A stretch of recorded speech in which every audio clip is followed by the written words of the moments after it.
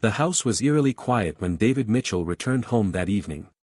It was a small, modest home on the edge of Cleveland, a place that had witnessed 7 years of his marriage to Sarah. The kind of home where the walls echoed with laughter, Sunday dinners, and quiet evenings of shared dreams. But lately, that laughter had faded, replaced by something colder, something David couldn't quite put into words. David set down his lunchbox and removed his steel-toed boots, the grime of another long shift at the factory clinging to him like a second skin. The rhythm of his days was predictable: work, home, eat, sleep, repeat. It wasn't glamorous, but it was a life he'd built with Sarah, a life he thought they both cherished. But tonight, something gnawed at him. The house felt off. Not in any dramatic way, no shattered glass or overturned furniture, but in the little things. The way Sarah's coat was missing from the hook by the door. The faint hum of music coming from upstairs. "Sarah?" David called out, his voice slicing through the silence. No answer. He climbed the stairs, his mind racing through mundane possibilities. Maybe she was taking a bath, or maybe she'd fallen asleep while reading one of her novels. But when he reached the bedroom, his heart stopped. The bed they'd shared for years was empty, the sheets hastily thrown aside. A single wine glass sat on the nightstand, a faint lipstick smudge on its rim. David's chest tightened. It wasn't like Sarah to drink alone. Before he could dwell on it, he heard the sound of a car pulling into the driveway. He hurried back downstairs, his mind a whirlwind of thoughts, and opened the front door just as Sarah stepped out of the passenger seat of a sleek black sedan. She froze when she saw him, her expression a mixture of surprise and something else, guilt. "David," she said, her voice unusually high-pitched. "You're home early." "Whose car is that?" he asked, his tone sharper than he intended. "Oh, it's just a friend from work," she said quickly, brushing past him into the house. "He gave me a ride since my car wouldn't start." David turned to watch the car pull away, its taillights disappearing into the night. Something about her explanation didn't sit right with him, but he decided to let it go. For now. The following weeks were tense. Sarah's behavior grew increasingly erratic. She stayed out late more often, citing meetings or drinks with friends. She started dressing differently, favoring outfits that clung to her curves and accentuated her features. When David questioned her, she brushed him off with a dismissive laugh. "You're overthinking things," she said one evening, her tone light but her eyes avoiding his. "Can't a woman make an effort for herself?" David wanted to believe her. He wanted to chalk it up to stress or some midlife crisis. But the doubts gnawed at him, especially when he noticed the way her phone was always locked, always face down. The breaking point came one Saturday morning. David was fixing the leaky faucet in the kitchen when Sarah appeared, her expression unusually serious. She sat at the table, her hands folded neatly in front of her. "David, we need to talk," she began, her voice calm but deliberate. David set down the wrench and turned to face her. "What's this about?" Sarah hesitated, as if weighing her words carefully. "I've been thinking a lot about us. About our marriage." His heart sank. "What about it?" "I feel like. I don't know. Like we've lost something," she said, her voice cracking slightly. "The spark, the excitement. Don't you feel it too?" David stared at her, unsure how to respond. "Sarah, every marriage goes through ups and downs. But we're solid. We've been through worse, haven't we?" She shook her head, tears brimming in her eyes. "That's not enough, David. I feel trapped. I feel like I need something more."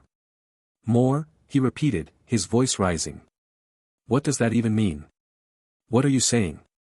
"I want us to try an open relationship," she said quickly, as if the words had been weighing on her for weeks. David felt as though he'd been punched in the gut.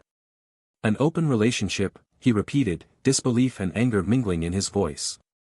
"You mean you want to sleep with other people?" "It's not just about that," she said, though her cheeks flushed. "It's about freedom, about exploring what we want without losing what we have." David stared at her, his mind racing. "What we have," he said bitterly. "What exactly do we have if you're not happy being with just me?" Sarah reached for his hand, but he pulled away. "David, please. I'm not saying I don't love you. I just think this could be good for us. It could make us stronger. No, David said firmly, his voice trembling with restrained anger. Absolutely not. If you feel trapped in this marriage, then you should leave. But I'm not going to be part of whatever this is. Sarah's face crumpled, and for a moment, he thought she might apologize, might take it all back. But instead, she simply nodded, her expression unreadable. I understand, she said quietly. I needed to be honest with you. David didn't respond. He picked up the wrench and returned to the faucet, focusing on the familiar rhythm of his work to drown out the storm raging inside him. 2 weeks later, David came home after an exhausting double shift at the factory. His body ached, and all he wanted was to collapse into bed and forget the tension that had taken over his marriage. But as he pushed open the front door, something felt wrong. The house was dimly lit, and there was a faint sound coming from upstairs, a muffled thump, followed by laughter. David's stomach churned as he climbed the stairs, his movements slow and deliberate. When he reached the bedroom, the door was slightly ajar. He pushed it open and froze. The scene before him was something out of a nightmare. Sarah was in their bed, with 2 men. Both were muscular, dark-skinned, and completely at ease as if they belonged there. The sheets were tangled around their bodies, the room thick with the scent of sweat and betrayal. For a moment, David couldn't breathe. His vision blurred, his chest tightening as rage and disbelief collided. Sarah turned her head and saw him standing there. Her eyes widened, and she scrambled to cover herself. David, she began, but he held up a hand, silencing her. As David stood frozen, a surge of cold resolve gripped him. He quietly pulled out his phone and snapped a photo of the scene. Without a word, he turned and walked out, his mind numb. He grabbed his keys and left the house, driving aimlessly through the night, his thoughts a chaotic mess. The image of Sarah with those men was seared into his mind, a permanent scar he couldn't erase. That night, David slept in his car, too shaken to return home. As dawn broke, he stared out at the horizon, his mind filled with questions he couldn't answer.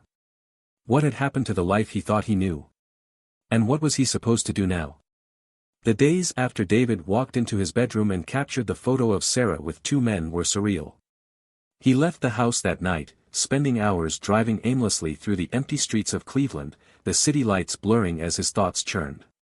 Anger, betrayal, humiliation, these emotions consumed him, leaving little room for clarity. David eventually returned home the next morning. His mind was a haze of exhaustion, but he was determined not to let Sarah see how much she had broken him. When he stepped inside, the smell of coffee greeted him, a cruel reminder of the mundane routines that continued even after his world had fallen apart. Sarah was sitting at the kitchen table, her face pale and drawn. She looked up when he entered, her lips parting as if to speak, but David raised a hand to stop her. Not a word, he said coldly. Not a single word. She nodded mutely, tears pooling in her eyes. David hated how she could still stir emotions in him, hated the part of himself that wanted to yell, cry, or demand explanations. Instead, he turned and went upstairs, slamming the door of the spare bedroom behind him. It would become his refuge for the next 9 months. The following weeks were a tense stalemate. Sarah tried to reach out to him multiple times, but David refused to engage. He moved like a ghost through their home, speaking to her only when necessary and never meeting her eyes. Every time he saw her, he was haunted by the image of her in their bed with the 2 men, a betrayal so visceral it felt like a physical wound. Sarah, for her part, seemed to teeter between remorse and defiance. She left him long, apologetic notes on the kitchen counter, which he ignored. Occasionally, she would try to justify her actions, but David's icy silence made it clear he wasn't interested. Then, 2 months after the betrayal, Sarah sat him down in the living room. Her hands were shaking, her voice trembling as she spoke. David, I'm pregnant. The words hit him like a hammer. For a moment, he couldn't breathe. He stared at her, his mind racing as he tried to process what she had just said. What? He finally managed, his voice low and cold. I'm pregnant, she repeated, tears streaming down her face. I think it's yours. David's laugh was bitter, humorless. You think it's mine? He said, his voice rising. After what you've done, after what I've seen, you have the audacity to tell me that? Sarah sobbed, her face crumpling. I don't know, David. I don't know whose it is. But I want to try to fix this. I want us to be a family again. A family? David spat. You destroyed this family, Sarah. You destroyed us the moment you brought those men into our home, into our bed. And now you want me to what, raise a child that might not even be mine? Her sobs intensified, but David felt no sympathy. He stood abruptly, the chair scraping loudly against the floor. Get a paternity test, he said coldly. Until then, I don't want to hear another word about it. He left the house, slamming the door behind him. The pregnancy became a dark shadow over their already crumbling marriage. Sarah continued to plead for reconciliation, insisting she wanted to fix their relationship, but David remained unmoved. He kept to himself, avoiding her as much as possible, retreating into his work and the solitude of the spare bedroom. As Sarah's belly grew, so did the tension in the house. Friends and family began to notice the cracks in their relationship, but neither of them offered explanations. Sarah deflected questions about David's absence from ultrasounds and baby preparations, while David avoided the subject altogether. By the time Sarah went into labor, David's heart was a fortress of ice. He accompanied her to the hospital out of a sense of obligation, but he felt no excitement, no anticipation. When the baby was born, a beautiful boy with soft curls and deep brown skin, David's suspicions were confirmed. The nurses congratulated them, oblivious to the storm brewing beneath the surface. David stared at the child, his face unreadable, while Sarah wept silently in her hospital bed. The days following the birth were a blur. David refused to sign the birth certificate, insisting on a paternity test before he made any commitments. The test confirmed what he already knew, the child wasn't his. Sarah's pleas for forgiveness fell on deaf ears. David's anger, which had simmered for months, finally erupted. One evening, as he sat alone in the spare bedroom, he stared at the photo he had taken months earlier, the damning image of Sarah with the two men in their bed. It was still on his phone, a searing reminder of her betrayal. He opened his Facebook app, his heart pounding as he uploaded the photo. His fingers hovered over the keyboard before he began typing the caption, each word laced with cold precision. My viper gave birth to my child with these men. The moment he hit post, he felt a strange mix of satisfaction and dread. He knew the photo would spark outrage, knew it would shatter the fragile facade Sarah had tried to maintain. But he didn't care. The world deserved to know the truth. By morning, the post had gone viral. Friends, family, and even strangers flooded his inbox with messages, some offering support, others condemning him for airing such private matters. Sarah's phone rang non-stop as the fallout began. Her friends and colleagues turned against her, their judgment swift and unforgiving. David watched it all unfold with a detached sense of vindication. For months, he had suffered in silence, carrying the weight of her betrayal. Now, the burden was hers to bear. But as the days passed, the satisfaction began to wane. Ethan and Liam, their two older children, started asking questions. They were too young to understand the full scope of what had happened, but they could sense the tension, the anger that filled their home. One evening, Ethan approached David in the kitchen, his small face filled with confusion. Dad, he said quietly, why are you so mad at Mom? David froze, the weight of his son's question hitting him like a freight train. He crouched down, meeting Ethan's eyes. It's complicated, buddy, he said softly. But I promise you, no matter what happens, I'll always love you and your brother. Ethan nodded, but the uncertainty in his eyes lingered. As David watched him walk away, a pang of guilt settled in his chest. He had been so consumed by his anger, his need for revenge, that he had lost sight of what truly mattered, his boys. The aftermath of David's post would ripple through their lives for years to come.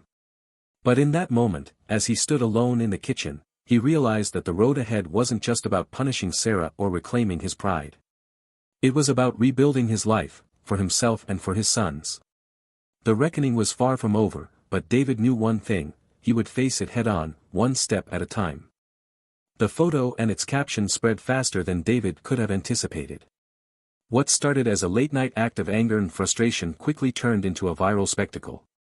By the time David woke up the next morning, his phone was buzzing incessantly, texts, calls, and notifications flooding in from friends, family, coworkers, and strangers alike. The post was being shared across social media platforms, sparking debates in comment sections. Some rallied behind David, applauding his courage to expose the betrayal. Others condemned him, accusing him of cruelty and of using public humiliation. But one thing was clear, the post had shattered the fragile peace Sarah had tried to preserve. David sat at the kitchen table, his coffee growing cold as he scrolled through the endless notifications. Every comment, every message seemed to etch the situation deeper into reality. He had spent months trapped in his own head, replaying the betrayal, imagining conversations that never happened. Now, it was out in the open, and there was no taking it back. By mid-morning, the sound of Sarah's car pulling into the driveway broke the silence. She slammed the door and stormed into the house, her face pale and tight with rage. She held her phone in her hand, the screen glowing as she gripped it so tightly her knuckles were white. "What did you do, David?" she demanded, her voice trembling with a mix of anger and panic. David didn't look up from his coffee. "What I should have done months ago," he said evenly. Sarah's breath hitched, and she took a step closer, her voice rising. "You humiliated me. Do you have any idea what this has done to me? To us?" David laughed bitterly and finally looked at her. "Us? You're worried about us now? After everything you've done, you're playing the victim." "It's not just me," Sarah shot back, her voice cracking. "Ethan and Liam, they're going to hear about this. People are going to talk." David's face darkened. "Don't you dare bring the boys into this. The only person who put them in this position is you. You had months, to come clean, to be honest.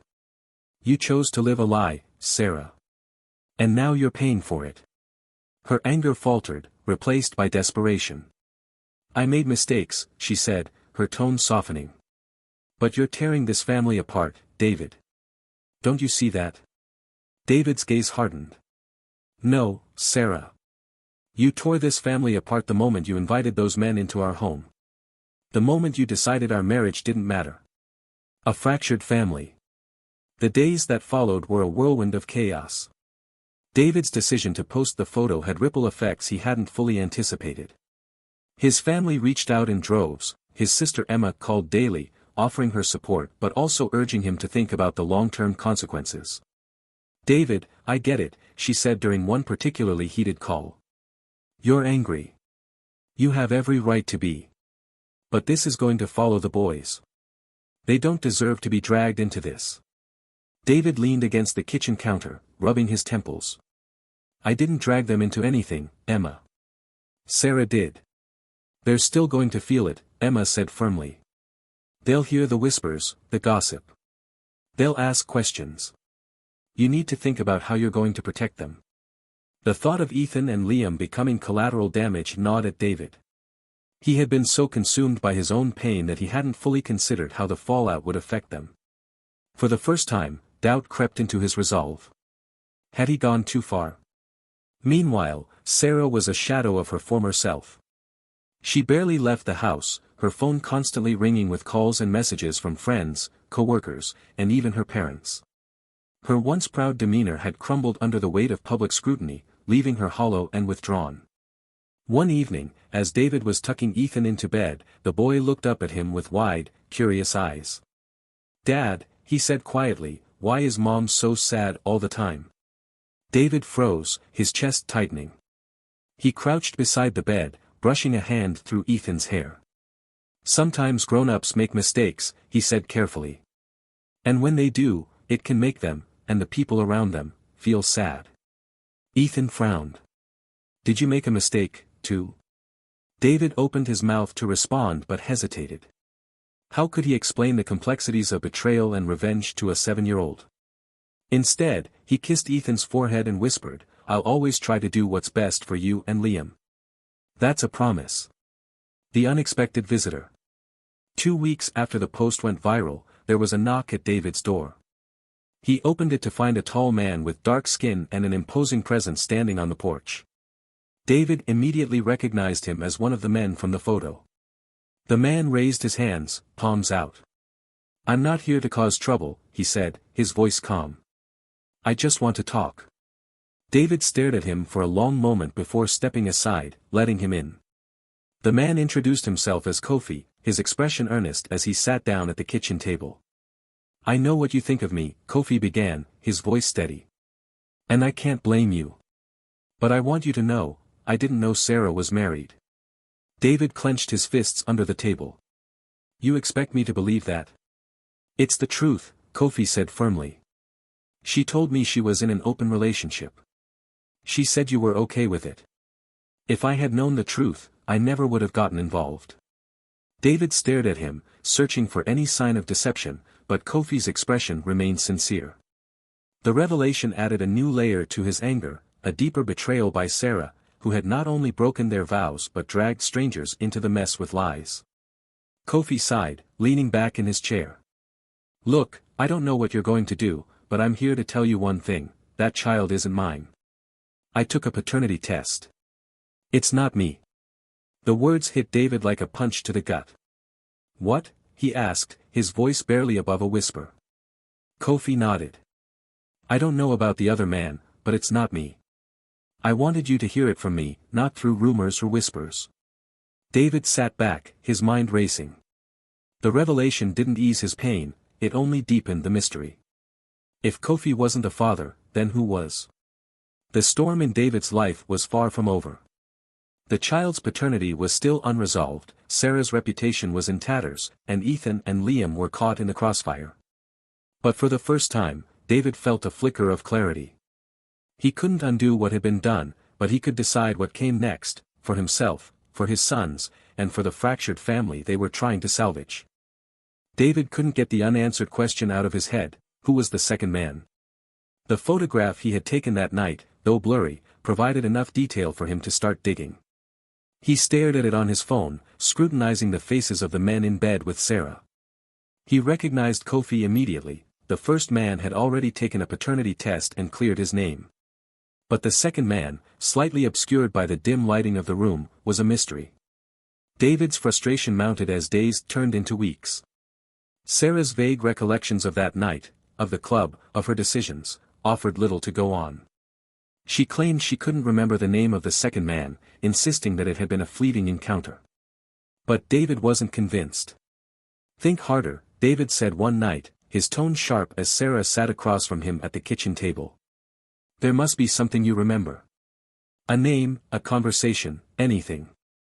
"I don't know," Sarah said, shaking her head. Her voice was tired, hollow. "It was a stupid, reckless night. I barely knew him. I didn't even ask for his name until later." "And?" David pressed. Her gaze dropped to the table, her fingers tracing the grain of the wood. "Andre," she whispered. "He said his name was Andre. That's all I remember." David seized on the name like a lifeline. "Andre what?" "I don't know," Sarah said, her voice rising in frustration. "It wasn't supposed to matter. I didn't think." "Of course you didn't think," David snapped. "But I need to know. And I'm not stopping until I figure it out." Fueled by the name, David began his search. The process was slow and tedious, but he refused to give up. He revisited the nightclub where Sarah had met Andre, speaking to bartenders, bouncers, and even regular patrons.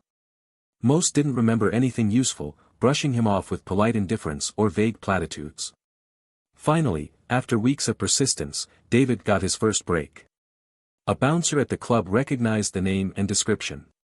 "Yeah, there's a guy named Andre who used to come here pretty often," the bouncer said, leaning against the wall outside the club. "Big guy. Real smooth talker. I think he worked in personal training or something, used to hand out his business card to people here." David's heart raced. "Do you know where I can find him?" The bouncer shrugged. "Haven't seen him in a while, but I remember he had a place not far from here. You might want to check some gyms in the area. If he's still around, someone's bound to know him." David thanked the bouncer and immediately started canvassing local gyms. At first, it felt like another dead end. Most of the trainers he spoke to didn't know anyone named Andre. But then, at a small independent gym on the outskirts of the city, he struck gold. Yeah, I know Andre Jackson, the gym manager said, raising an eyebrow. Why? You looking for a trainer? Not exactly, David said. It's a personal matter. Do you know where I can find him? The manager hesitated, clearly skeptical. But something in David's expression, his determination, his desperation, must have convinced him. He moved across town a few months ago, the manager said. But I've got his number in the records. I'll write it down for you. David clenched his fists to keep his hands steady as the manager handed him the slip of paper. Thank you, he said, his voice tight with barely contained emotion. When David finally arrived at Andre Jackson's apartment, he felt a knot tighten in his stomach. This was it. Another step closer to the truth, or so he hoped. He knocked on the door and waited, his breath catching as footsteps approached from inside. The door opened, revealing Andre, a tall, athletic man with sharp features and an air of confidence. Can I help you? Andre asked, his tone polite but guarded. David squared his shoulders. My name's David Mitchell, he said. I need to talk to you about Sarah. Andre's expression shifted, a flicker of recognition crossing his face. Sarah, he repeated slowly. Yeah, I remember her. What's this about? David took a deep breath, the words catching in his throat. She gave birth some months ago. The child isn't mine. I need to know if it's yours. Andre's face hardened, his gaze narrowing. Wait a minute, you're saying she had a kid. And now you think I'm the father? Yes, David said flatly. I'm not here to argue or fight. I just want the truth. Are you willing to take a paternity test? Andre let out a low whistle, rubbing the back of his neck. Man, I had no idea she was married, let alone pregnant. Look, I hooked up with her once, but she told me you two were in an open relationship. David's jaw tightened. She lied to you. Like she's lied to everyone else. Andre hesitated, then nodded. If it clears things up, I'll do the test. I don't run from my responsibilities. The paternity test results arrived a week later. David sat alone in the spare bedroom, the envelope trembling in his hands. He tore it open and scanned the contents, his breath catching as he reached the conclusion, Andre Jackson was not the father. David let the paper fall to the floor, his heart sinking. After everything, weeks of searching, digging, and confronting, he was back to square one. The father's identity remained a mystery, and Sarah's betrayal felt more labyrinthine than ever. He leaned back against the bed, staring up at the ceiling as a hollow sense of exhaustion washed over him. He had chased the truth relentlessly, but each answer only led to more questions. How many more lies were buried beneath the surface? How much more could he uncover before it broke him completely? David closed his eyes, the image of the baby, innocent, unaware of the chaos surrounding its existence, flickering in his mind. For all the pain and betrayal, the child hadn't asked for any of this. And neither had Ethan or Liam. No matter how tangled this web became, David knew one thing, he couldn't let it destroy him. He had to focus on what mattered, his sons, his dignity, and the life he still had to rebuild. Months after Sarah gave birth, David still hadn't found the truth he had been chasing. Kofi wasn't the father, and neither was Andre Jackson. Every lead had turned into a dead end, leaving David with an answer he never wanted. The identity of the child's biological father might remain a mystery forever. The child, a boy with soft brown skin and wide, curious eyes, was a daily reminder of Sarah's betrayal. David couldn't look at him without feeling the sting of what had been taken from him. He didn't love the baby, but he couldn't bring himself to hate him either. One evening, as Ethan and Liam played in the backyard, David stood at the window, watching them chase each other through the grass. The baby sat in a playpen nearby, gurgling happily, oblivious to the storm that had brought him into the world. David sighed, the weight of his decision pressing down on him. He couldn't undo the past, and he couldn't make himself feel something that wasn't there. But Ethan and Liam deserved stability, and so did this child. Whatever anger he held towards Sarah or the faceless man who fathered her child, the baby didn't deserve to be caught in the crossfire. David stepped outside, walking over to the playpen. The baby reached up for him with tiny hands, his laughter light and innocent. Slowly, reluctantly, David picked him up. I don't love you, David whispered, his voice trembling. But I'll take care of you. I'll protect you, just like I do with your brothers. The baby nestled into his arms, his warmth breaking through the walls David had built around himself. For a moment, David allowed himself to feel something softer, not love, but acceptance. He couldn't change how he felt, but he could decide who he wanted to be. And in that moment, David chose to be a father, not just to Ethan and Liam, but to the child he never asked for and might never truly love. The scars of betrayal would remain, but David resolved to build a life that wasn't defined by them. His sons deserved that, and maybe, in time, so did he. What would you do if faced with such betrayal? Could you raise a child born of infidelity? Share your thoughts and perspectives below.